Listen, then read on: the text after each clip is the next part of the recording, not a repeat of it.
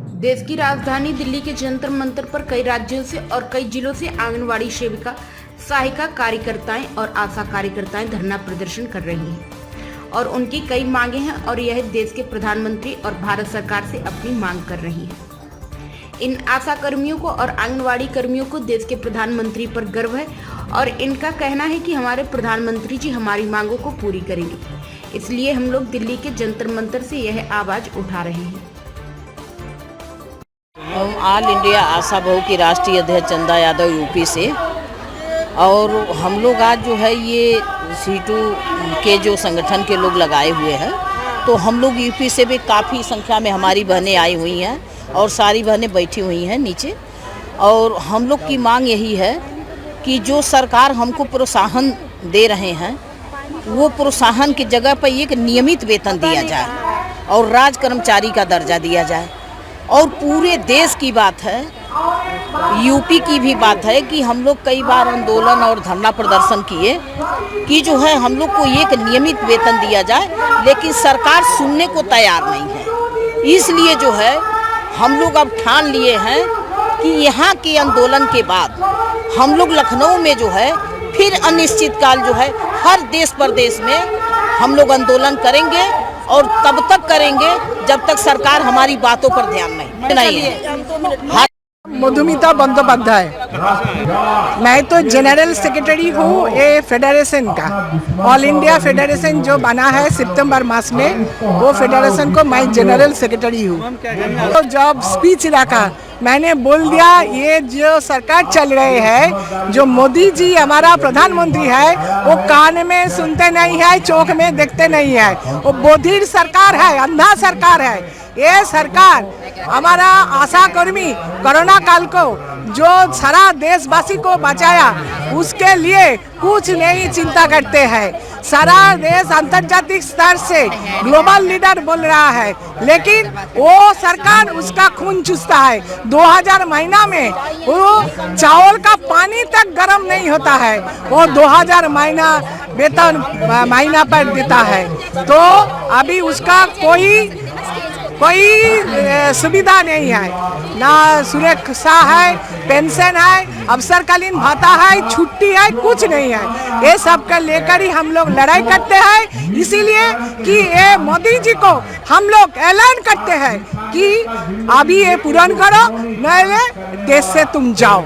तो बोलते हैं ये तो सभी तो शुरुआत है, पिक्चर अभी बाकी है। अभी तो मोदी जी देखते हैं जस्ट एक टेलर।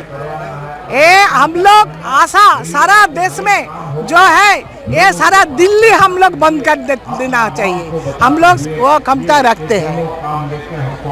क्या नाम है? उर्मिला सिंह। आज यहाँ पर पहुँचे आप जनता मंदिर पर, काफी किलोमीटर से जाएगा, पिछली बार भी आए थे जी। सरकार ने आपकी बात सुनी? नहीं, अगर सुनी होती तो हम यहाँ आते क्यों?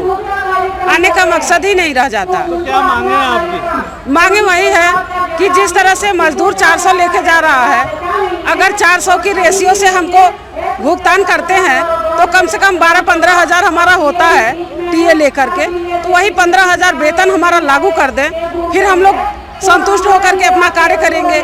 हमारी बहनें जो हैं, जो मर जा रही हैं, उनका जो माननीय प्रधानमंत्री के द्वारा जो बीमा कटा है SBI बैंक से, उसका लाभ नहीं मिल रहा है।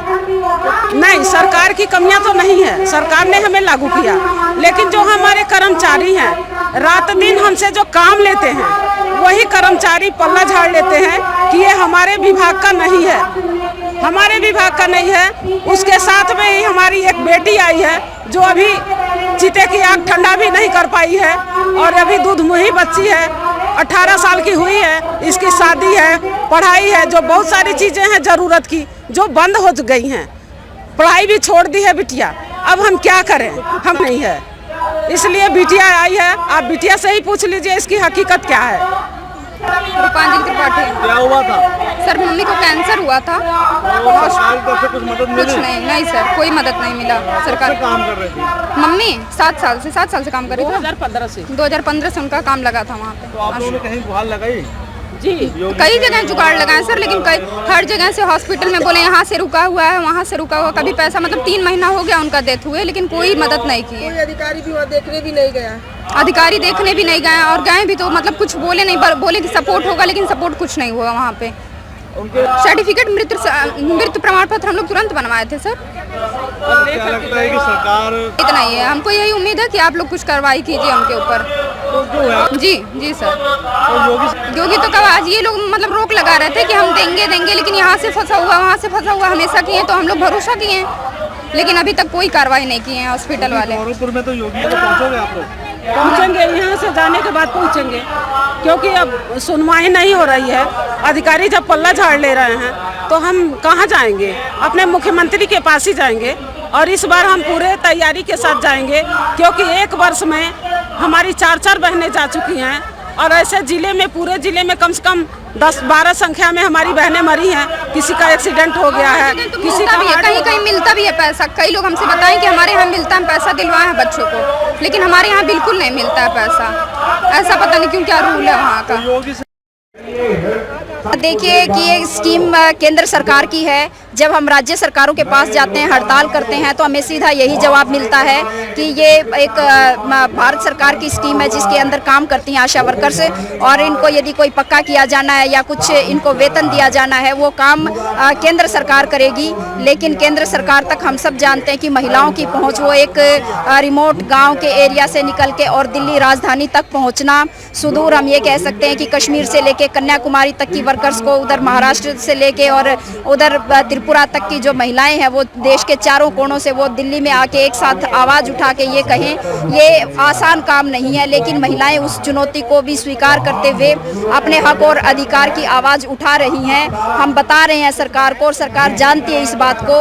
उन्होंने खुद स्वीकार किया है कि आशा वर्कर्स जो अब बहुत ही महत्वपूर्ण काम करती हैं, और 2005 में जब राष्ट्रीय स्वास्थ्य मिशन की शुरुआत हुई थी, तब से लेके आज तक हम जब आंकड़ों को देखते हैं तो उसमें बहुत ही उल्लेखनीय सुधार हुआ है। टीकाकरण के अंदर सुधार हुआ है, मातृ मृत्यु दर के अंदर गिरावट हुई है, शिशु मृत्यु दर के अंदर गिरावट हुई है, और कोरोना काल के अंदर विश्व स्वास्थ्य संगठन तक ने कहा है कि आशा वर्कर्स ने शानदार काम किया है। लेकिन बहुत ही दुख और खेद की बात है कि हमारे देश के प्रधानमंत्री लाल किले से कहते हैं कि वो जो है ग्रामीण महिलाओं को लखपति बनाएंगे, लेकिन ये गाँव की महिलाएं जो गाँव की दूसरी महिलाओं को स्वास्थ्य सुविधाएं पहुंचाती हैं, उनके लिए वो कोई आवाज़ नहीं उठा रहे हैं, बात नहीं कर रहे हैं, और बात करने से अलग वो उनके श्रम का शोषण कर रहे हैं। और इसके लिए देश की 10 लाख से ज़्यादा आशा वर्कर्स के अंदर बहुत ज़्यादा गुस्सा है, और आज वो अपना गुस्सा प्रकट करने के लिए यहाँ जंतर मंतर पहुँची हैं। जिम्मेदार सरकारें हैं जो काम ले रही हैं, वो काम और रिस्क उठा के अपना जीवन जोखिम में डाल के, जिन लोगों ने कोरोना काल में काम किया, केवल घोषणा की घोषणा ही रह गई। बहुत सारी हमारी वर्कर ऐसी हैं जिनकी कोरोना काल में जान चली गई, लेकिन उनको आज तक मुआवजा नहीं मिला। हम आज भी उनकी डिमांड कर रहे हैं कि उन वर्कर्स को वो मुआवजा दिया जाए। ये जो श्रम का शोषण है, ये भी एक मसला बनता है कि ये कौन इसका जिम्मेदार है? सीधे तौर पे सरकारें ही इसकी जिम्मेदार हैं। हम इसके खिलाफ आवाज़ उठा रहे हैं, और अब देश की जो है वर्कर्स एकजुट होकर ये कह रहे हैं कि हम इस शोषण को बर्दाश्त नहीं करेंगे, और इसके खिलाफ हमारा जो संघर्ष है वो आगे आने वाले समय में और भी ज़्यादा तेज होगा। ये वो जो 33% है, वो हम सबको पता है कि 2024 में महिलाओं को कोई 33% नहीं मिलने वाला है। लेकिन इस देश की महिलाएं अब इतनी सशक्त और जागरूक हो चुकी हैं, जो वो देने की बजाय वो उनको अपने हक और अधिकार की पहचान हो गई, और उसको वो छीन के भी लेना जानती हैं। हम पॉलिटिकली भी इतने सचेत अब हो गए हैं कि जो सरकारें हमारी मांग नहीं सुनेंगी, हमारी बात नहीं करेंगे, और वो हमारे इलाके में हमसे वोट मांगने आएंगे तो हम उनसे सवाल जरूर करेंगे, और ऐसे लोगों को बिल्कुल सत्ता में नहीं आने देंगे जो हमारी मांग नहीं सुनेंगे, हमारी बात नहीं करेंगे। आशा वॉलेंटियर हैं, उनको इंसेंटिव मिलते हैं। कुछ राज्य सरकारों ने बहुत लड़के हासिल किया हुआ है, कहीं पे 2000, 4000, 6000, ये कुछ फिक्स मानदेय है। अन्यथा कुछ ना EPF की कोई सुविधा है आशा वर्कर्स को, ना ESI की सुविधा, ना कोई उनका दुर्घटना बीमा है। कुछ स्टेट में लड़के हासिल किया गया, केंद्र की सरकार की तरफ से ऐसा कुछ भी नहीं है, और इसीलिए जब वो अपने जान से हाथ धो बैठती हैं तभी भी उनको कुछ भी नहीं मिलता है। और मम्मी की जगह मुझे अगर काम करने का मौका मिल जाता तो भी ठीक रहता। हम अपने पढ़ाई के लिए निकाल लेते, जब तक यहाँ पे हैं तब तक। आपने ऑनलाइन मेल डाली? कुछ नहीं डाले हैं सर, हम यहाँ से जाने के बाद करेंगे। जी सर, लेकिन ये लोग कह रहे थे ना कि हम करेंगे, कुछ कार्रवाई करेंगे, इसलिए हम लोग भरोसा किए। कब तक कब तक बातें मानेंगे? अब इसीलिए ना आपके पास आए हैं। लीजिए जो हम लोगों का बीमा हर माह में कट रहा है, तो मान लीजिए आज हमारी 4 बहनें चली गई हैं, उन लोगों की कोई सुनवाई नहीं हो रही है। अगर ये मान लीजिए कोई अफवाह है तो बताइए, ताकि हम लोग बैंक से अपना सारा पैसा सारा बीमा हटवा दे रहे हैं। हमारी कुछ बहनें, हमारी सारी बहनें का, हमारी 4 बहनों का पता ही चल गया कि उन लोगों को कुछ नहीं पता चला। हॉस्पिटल पे जाने के बाद वो लोग कह रहे हैं कि हम लोग कुछ जानते ही नहीं हैं। नहीं सर, हम लोगों के पास कागज है। जो 50 साल से 49 साल से ऊपर जो महिला हैं उनका बीमा कटता है, जो 2 लाख रुपए का माननीय प्रधानमंत्री जी के द्वारा कटवाया जाता है। और एक अटल पेंशन योजना के तहत जो 38 साल तक की महिलाएं थी उन लोगों का कट रहा था। 2 तरह का पैसा कट रहा था।